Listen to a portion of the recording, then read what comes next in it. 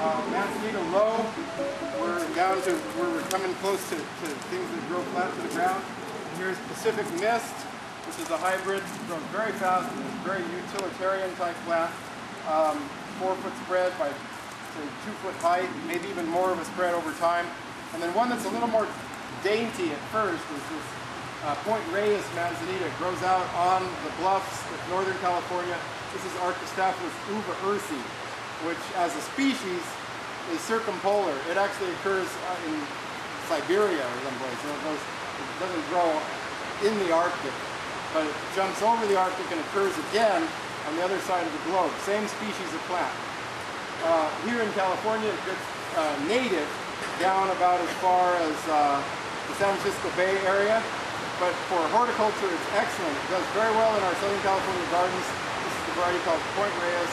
It's about 3-foot spread by about 1-foot height, and it is standby. There are some old plantings of this at Botanic Gardens, 40, 50-year-old flower or garden beds with Point Reyes in, and they look great to this day.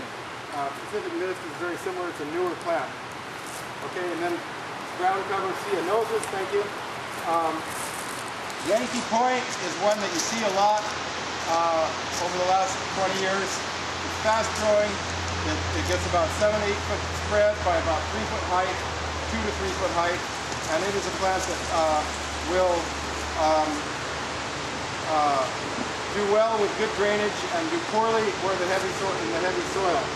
But now there's a new series of Ceanothus that are coming out that are really flat to the ground and smaller scale ground covers for smaller gardens, because Yankee Point is more for slopes or for larger spaces.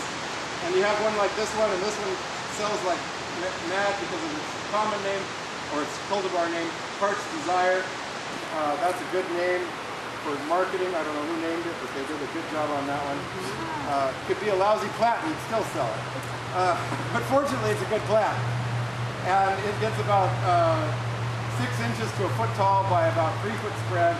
Good in a little rock garden situation or where you want some detail. You know, a Heart's Desire, a Dudleya, Desire, low-growing Ceanothus. Coyote Mint is in the sage family, smaller scale, purple flowers, one of the butterfly's favorites, all butterfly species. Some are very specific to this. It has great aromatic leaves. It sprouts from, you can see the new growth coming out from down below here. You can cut it back, you can shape it, prune it. Very, very easy to grow. There are 3 or 4 different varieties of Coyote Mint, and it's just a great flowering perennial. Flowers in the spring. About a 1-foot by 1-foot, or 2 by 2 plant, which attracts wildlife, especially butterflies. So now into a plant called Island Snapdragon, Galvesia firecracker. This is a Tree of Life nursery introduction. Firecracker is. It's a hybrid, and you have this thing is called Island Snapdragon because it occurs naturally only out on the Channel Islands. I believe only the 2 southern islands, San Clemente and Santa Catalina Island, and it has great bright red flowers in the summer, and in coastal gardens it flowers almost all year. Of course, its main season is late spring and summer. The hummingbirds love it because of the red tubular shaped flowers. It gets about 3-foot tall by about a 5-foot sprawling plant. It will build up on itself higher than that, so it needs some trimming and pruning to keep it in order. It'll build up on other plants. Fast growing, it's easy, it loves the coast, it's tender to frost. So if it gets below, say, 28 or 30 degrees, you'll get some damage on the tops of the plant. If it gets below maybe 25, you're going to get a lot of damage. If it gets down into the teens, you're going to lose it. So it's not a hardy plant. And the word hardy really does, if you're talking strict old school horticulture, it talks about cold tolerance. We say hardy, we mean, you know, sturdy and tough and vigorous. But hardy, strictly speaking, means will it tolerate the cold? And Galvesia is not hardy. All right. Mimulus, you're probably familiar with Mimulus. You don't have one? Okay. Monkey flower. it has a cool little flower, and they're native in the hills here. We have hybrid varieties of different colors, and they get about 2 foot tall by about 2 foot spread, and are a nice addition to any garden. California fuchsia is not a fuchsia, but it's got a common name. That's what's wrong with common names. It is a Zauschneria, or it was. Now it's an epilobium because the botanists have changed the botanic name on it. Okay, they lumped it into a bigger genus called epilobium. I liked it when it was Zauschneria because we had a poster once that said native plants from A to Z, and now I just don't know what I'm going to do. I'll have to start growing Zygodinus. But Zauschneria is a very descriptive name because it was after some Russian botanist, but now it's epilobium, and that's okay. I'll just learn how to cope. The flowers are in the summer, and they are tubular orange, bright orange flowers. Typically you see it as a ground cover or a low plant in a flower bed.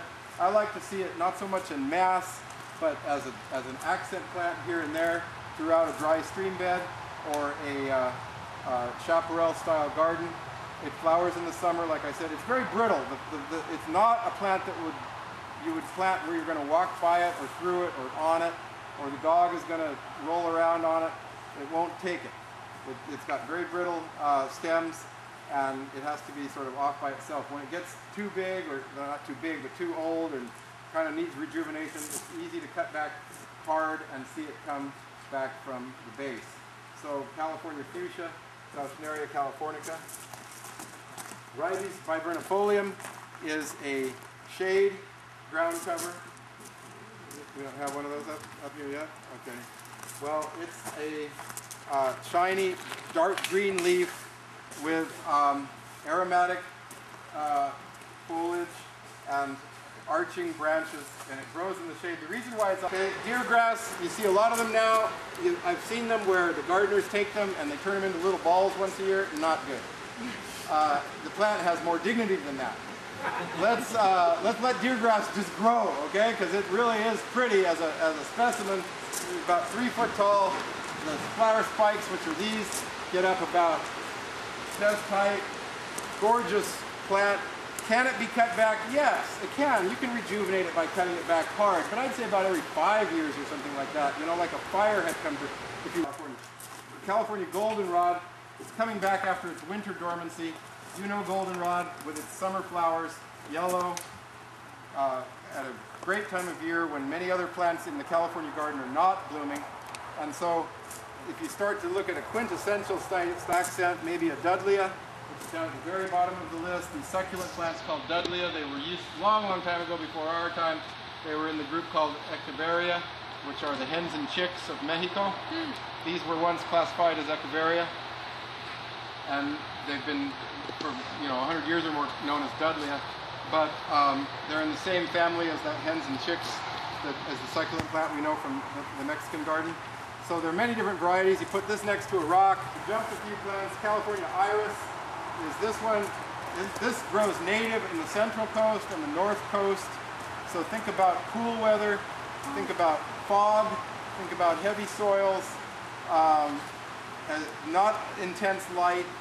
Unfortunately, it has beautiful flowers that are photogenic. They're often mistaken for orchids. They're wonderful, beautiful iris flowers, whites, yellows, purples, lavenders. I say on the garden. Low-growing coastal sage brush. This is Artemisia californica, and it has that scent of the local hills here. But this particular variety is called Montar. This is my plants. And then lastly, and it's on the list somewhere, island coral bells, Hupera maxima. This has been grown for many years in horticulture. Huperas have. The native one is native to the Channel Islands. It's a great shade plant. It has, later in the spring, a spike that comes up like this with these dainty little pink flowers on. There are many different varieties. It's